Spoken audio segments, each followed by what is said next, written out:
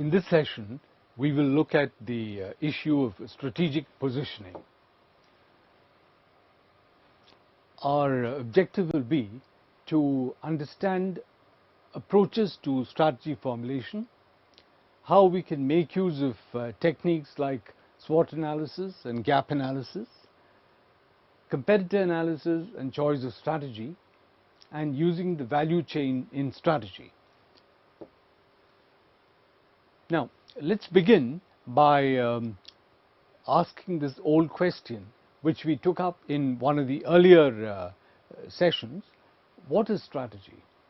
As we saw then, strategy is a question of looking at the external environment, looking at the internal environment, and then keeping these inputs in mind, framing a plan of action, right?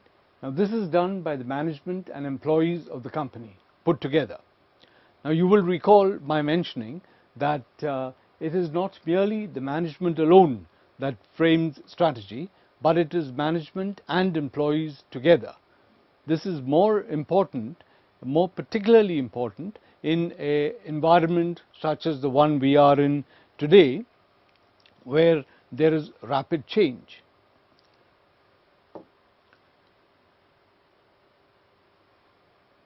Let's now look at the technique of SWOT analysis.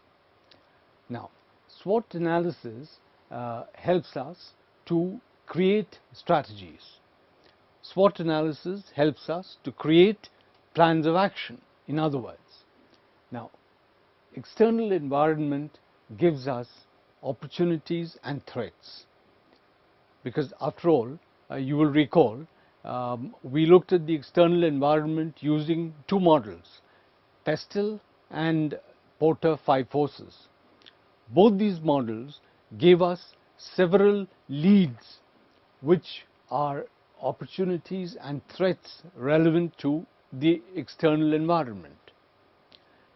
The internal analysis we had done in one of the earlier sessions gave us an insight into the strengths and weaknesses of the company. Using these two bits of data, SWOT analysis is a technique which helps us frame strategic options. How do we do that? Right? Okay. We start with the external environment inputs. There are several inputs that have come in by looking at the environment. Pestel, there were 6 factors in Pestel. There are 5 forces model. Therefore, there are several opportunities and threats which come up. Now, what we need to do is we need to look at these opportunities, look at these threats. We need to analyze them. We need to sort them out into those that are important to the company and those that can be set aside.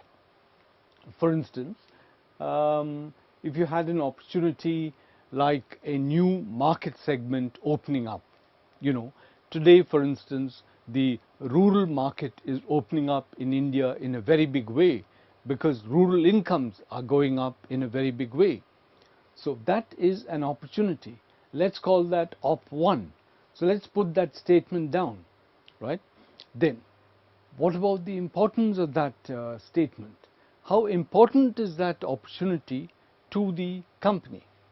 Now, if the company is dealing in a product which has a good market in the rural areas, then undoubtedly this is an important opportunity. Then we rank the importance as high. Otherwise, we rank the importance as medium, or sometimes the importance could even be low.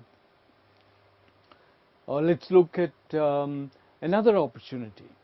We have a situation where in African countries, for instance, telecom is picking up in a very big way.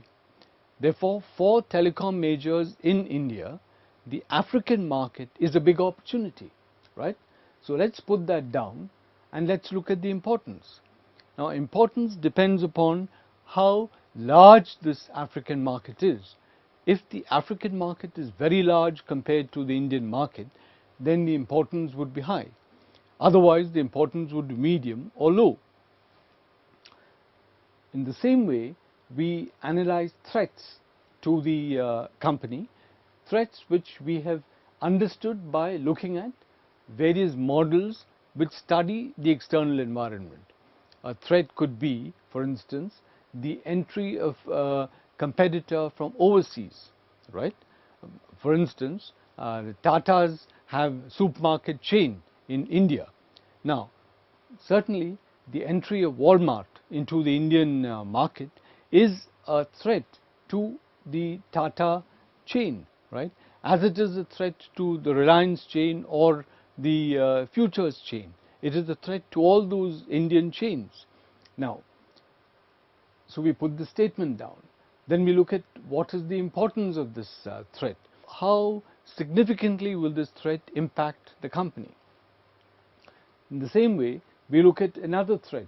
Possibly there is a change in technology which requires the company to remodel its products. This is a threat, right? Now, we put the statement down, we put the threat down, we look at, we analyze, we assess its importance to the company. So, this process is called EFAS, External Factor Analysis Statement. The External Factor Analysis Statement allows us to summarize what we have learnt about the external environment. Let's now look at the internal environment and do a similar thing for the internal environment. Now, internal environment is inside the company.